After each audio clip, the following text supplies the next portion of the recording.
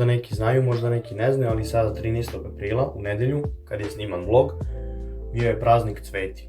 Cveti je praznik u kom praznujemo jedan biblijski događaj, moment opisan u Bibliji kada Gospod Isus Hristos ulazi u Jerusalim.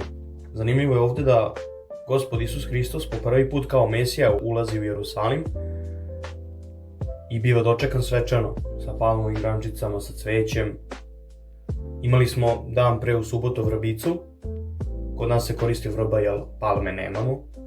Veliki deo naroda koji ga je tu dočekao taj dan svečano kao Mesiju, samo će malo posle par dana kuliti na njega i klicati njegovom raspeću.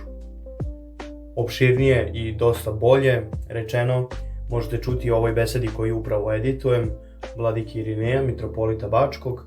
On je to dosta bolje, temeljnije rekao u besedi, tako da posetite YouTube kanal Eparhije Bačke i ako vas interesuje, poslušajte besedu da biste malo više saznali.